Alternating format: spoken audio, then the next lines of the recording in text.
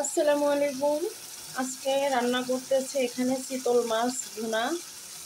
এখানে আছে ফুলকপি ইলিশ মাছ দিয়ে একটু পাতলা ঝোল।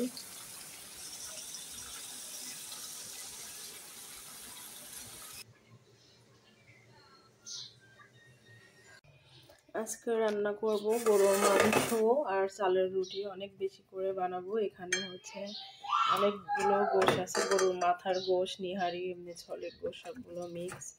এগুলো কুরবানির গোশ, এতদিন ফ্রিজে ছিল, আজকে ফ্রিজটা পরিষ্কার করতে যেয়ে পেলাম, তো ভাবছি সবগুলোই রান্না করব।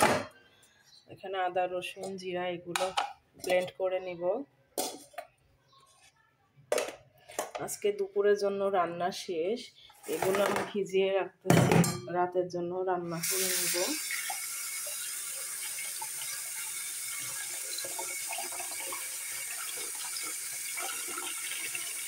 এগুলো তো সিদ্ধ হতে অনেক টাইম লাগবে, এই জন্য আগে থেকে রান্না করব। এদিকে রান্না করা শেষ, বেসিং, তারপরে ওই যে চুলা টুলা সব কিছু ক্লিন করে ধুয়ে পরিষ্কার করে নিয়েছি। এখন শুধু ঝাড়ু দিলেই হয়ে যাবে। এদিকে এই যে দুপুরের খাবারটা রান্না করেছি, এখানে আছে চিতল মাছ পেঁয়াজ দিয়ে ভুনা করেছি, এখানে রুই মাছ ভাজা, মিষ্টি কুমড়া ভাজা, এখানে আছে ফুলকপি দিয়ে ইলিশ মাছ দিয়ে রান্না, আর এই যে এখানে আছে ভাত।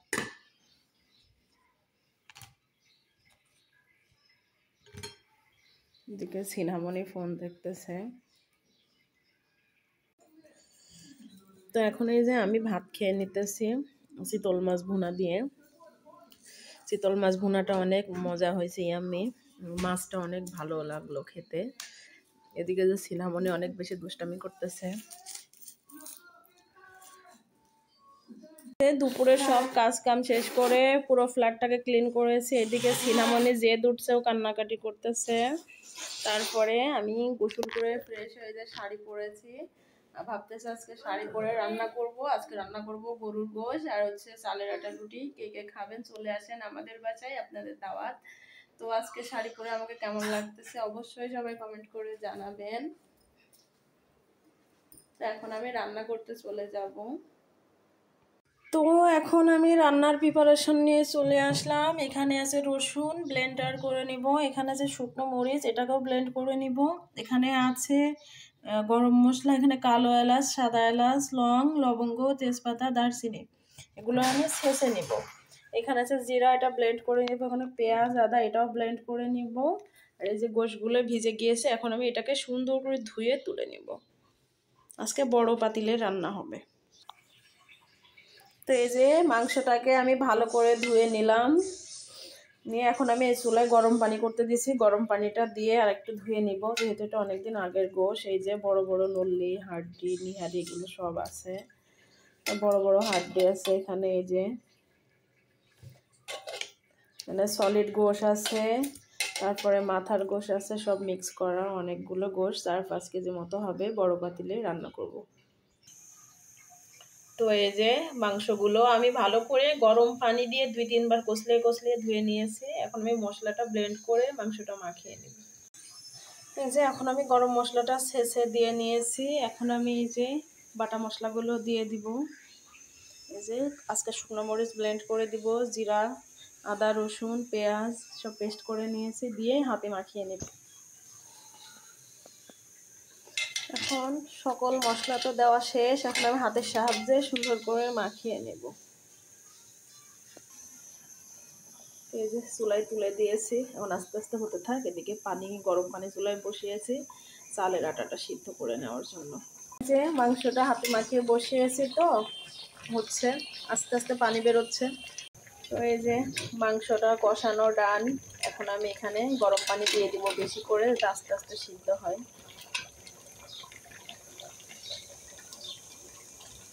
আমার গরুর গোশত রান্না শেষ, এখন আমি চালের রুটি বানাই নিতেছি।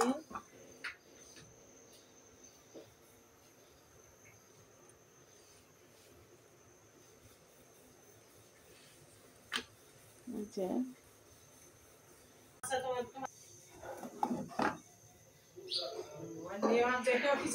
রুটিগুলো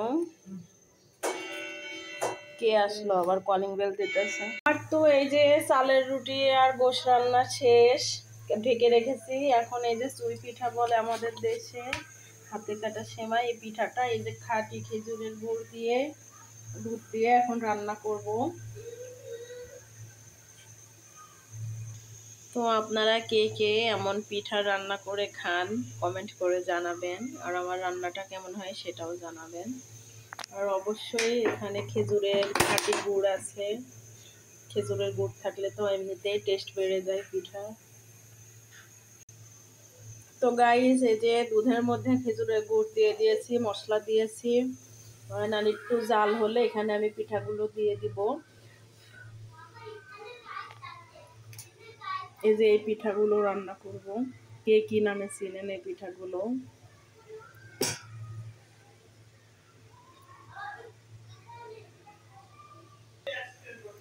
তো এই যে দুধটা জাল হয়ে গিয়েছে,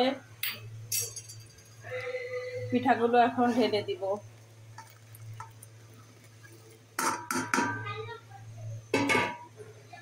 ইয়াম্মি ইয়াম্মি পিঠা।